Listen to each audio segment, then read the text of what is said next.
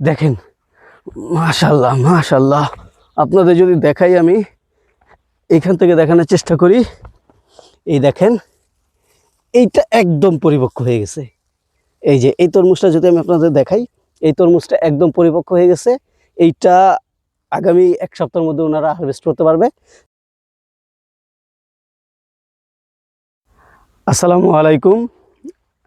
আমরা আজকে আসছি তরমুজ খেতে। এই তরমুজ খেতে আমরা এর আগেও আসছিলাম, আপনাদেরকে প্রথম পর্বে দেখাইছিলাম যে ছোট ছোট তরমুজ চারা বীজ থেকে কিভাবে রোপণ করা হয়। তো সেই তরমুজ গাছ আজকে দেখেন বিশাল বড় হয়ে গেছে। কত বড় তরমুজ হয়ে গেছে এই গাছ। এখন এই গাছে ফল আসতে শুরু করছে। এই ফল কিছু কিছু জায়গায় খুব বড় হয়ে গেছে, কিছু কিছু জায়গায় এখনও আসতে শুরু করতেছে। আমরা যদি আপনাদেরকে দেখাই, যেমন এই যে একটা তরমুজ দেখেন, এই যে বড়, তার পাশে এই যে একটা তরমুজ, ছোট তরমুজ। এই তরমুজ হচ্ছে আমাদের গ্রীষ্মকালীন অত্যন্ত পছন্দের একটা ফল। এই ফল অত্যন্ত রসালো এবং মিষ্টি। তো আমরা আসলে এইখান থেকে যখন বড় হবে তখন আমরা দেখাবো যে কিভাবে তরমুজ সংগ্রহ করা হয় এবং এগুলো কিভাবে বাজারজাত করা হয়, এবং আমরা সংগ্রহ করলে আমরাও সেটা আপনাদের সাথে শেয়ার করব। তো আমরা আসলে এখন দেখতে চাচ্ছি যে কি পরিমাণ তরমুজ এখানে আসছে। পাড়া দিও না, সোজাসুজি যাও। তো আমরা দেখতেছি যে এই যে তরমুজ গাছ, আপনাদেরকে যে বলছিলাম যে চারপাশ মানে তরমুজ গাছ লাগানোর পর আইলের মাঝখানে কি পরিমাণ ফাঁকা জায়গা থাকে। এই ফাঁকা জায়গা কেন রাখা হয় এতখানি? এই যে দেখেন, এই যে গাছটা, এই গাছটা যখন এই যে লাগানো হয়েছে, এই গাছটা দেখেন ছড়ায় এইখান থেকে কত দূর পর্যন্ত গেছে। আর আমরা যদি আপনাদের দেখাই, এইটা হচ্ছে এখনকার পর্যন্ত সবচেয়ে বড় তরমুজ। এই যে দেখেন কত বড় তরমুজ হয়েছে। এটা ভেজা, সম্ভবত নিশিরের পানিতে ভিজছে অথবা গাছে পানি দেওয়া হয়েছে। কত বড় তরমুজ! এই তরমুজটা আর 15 দিন পর বাজারজাত করার উপযুক্ত হবে। মোটামুটি এটা এখন পরিপক্ক হয়ে গেছে, এটা কাটলে ভিতরে লাল পাওয়া যাবে। তাই এইটা এখানে আর 15 দিন পর এটা বাজারজাত করার উপযুক্ত হবে। আমরা যার ক্ষেত তার সাথে কথা বলবো যে এটা বাজারজাত করতে আর কতদিন লাগবে। আমি যদি দেখাই আপনাদেরকে, দেখেন পুরো ক্ষেত জুড়ে তরমুজ গাছ আর তরমুজ গাছ, পুরো ক্ষেত ভরে গেছে তরমুজ গাছ। এইখানে যে চাষিরা, এরা মূলত প্রতি বছর 500-700 শতাংশ জায়গায় এরা তরমুজ চাষ করে থাকে। এবং এই তরমুজ এখানকার খুবই জনপ্রিয় তরমুজ। এবং এইটা হচ্ছে এই যে চর অঞ্চলের তরমুজের মতো না, এই তরমুজটা আসলে খুবই লাল এবং মিষ্টি হয়। এবং এইটা কৃষকরা, তাদের সাথে যখন প্রথম পর্বে কথা বলছিলাম, তখন তারা বলছিল যে এই তরমুজটা তারা যে ব্যাপারী বা কিনতে আসে যারা, তাদেরকে ক্ষেত ধরে বিক্রি করে দেয়। অর্থাৎ কৃষক এখান থেকে সংগ্রহ করে না, যে ব্যাপারী থাকে সে টোটালি সংগ্রহ করে তরমুজটা নিয়ে যায়। এখন যদি আপনাকে দেখাই, দেখেন ওইটা কত বড় তরমুজ, সাথে এই যে আর একটা ছোট তরমুজ আছে। অর্থাৎ এখন এই যে ফল আসতে শুরু করছে, এখন থেকেই মনে করবেন যে এখন তো ফাল্গুন মাস চলে বাংলা সাল অনুযায়ী। চৈত্র মাসে এই ফল সংগ্রহের উপযুক্ত হবে। চৈত্র মাসে ওই যে বড় যেই ফলগুলো দেখলেন, এরকম ফলগুলা সংগ্রহ উপযুক্ত হবে এবং কৃষকরা বাজারজাত করবে।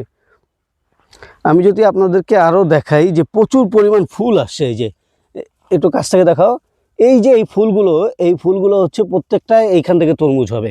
এবং এই তরমুজগুলো দেখবেন পুরো মাঠ ফলে ভরে যাবে। আপনাদের সাথে এটা ধাপে ধাপে শেয়ার করব, একদম ফল বিক্রি করা পর্যন্ত, বাজারজাত করা পর্যন্ত এটা আপনাদের সাথে শেয়ার করব। হ্যাঁ, ওইখানে যদি আপনাদেরকে দেখাই, ওইখানে আর একটা তরমুজ আছে। ক্ষেতের মাঝখানে তো যাওয়া ঠিক না, তুমি একটু হাত দিয়ে দেখাই নিয়ে আসো।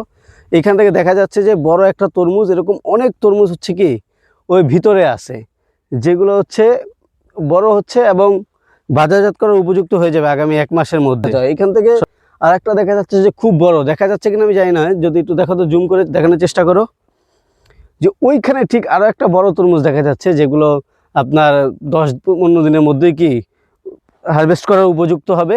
আচ্ছা, এখন যদি আমি দেখি পুরো ক্ষেতটা ঘুরে যে ফলন কেমন হয়েছে, সেটা আপনাদের সাথে দেখানোর চেষ্টা করি। যেমন দেখেন এই যে একটা তরমুজ, এটার সাথে দেখেন এই যে মানে ছোট হওয়ার কারণে এই যে আল দেখায়, যেটা হচ্ছে আল মানে হচ্ছে কচি, এখনো পরিপক্ক হয় নাই। যখন এই যে পরিপক্ক হবে তখন এই রেখাগুলো হচ্ছে কি আরও বড় হবে, সাদা হয়ে যাবে, তখন এটা খাবার উপযুক্ত হবে এবং কৃষকেরা দেখলেই বুঝতে পারে, সে তখন এটা হারভেস্ট করবে এবং বাজারজাত করবে। প্রচুর পরিমাণ ফলন আসে, মানে ধারণা করার বাইরে একটা গাছে কি পরিমাণ ফলন আসে।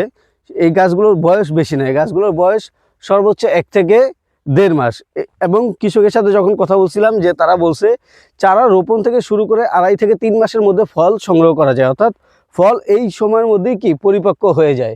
এই গাছগুলোতে প্রচুর পরিমাণ ফল আছে, যেটা হচ্ছে এত দূর থেকে দেখানো যাচ্ছে না।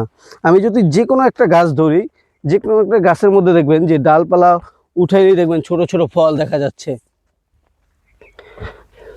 প্রচুর পরিমাণ ছোট ছোট ফল গাছের মধ্যে আছে, যেগুলো এখনো অতটা বড় হয় নাই, কিন্তু আমি দেখাই, এটা হচ্ছে তরমুজের রং নিয়ে নিছে।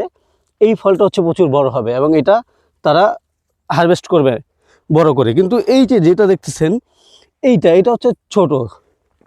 এই যে আরেকটা করা, এটাও দেখেন খুব ছোট। এগুলো হচ্ছে তারা হারভেস্ট করবে, এগুলো তো বড় হবে। আমি যদি এইখানে দেখাই, এই যে প্রচুর পরিমাণ ফলন আসে। আমরা যদি এটা দেখো, এই গাছটা কত ছোট দেখেন।